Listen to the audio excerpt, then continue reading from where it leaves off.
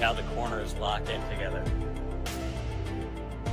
Concrete tiles don't have these corners. They only lock in on the sides, not on the top and bottom too. This has a 3-touch lock-in, whereas the concrete tile is only locking in on the side.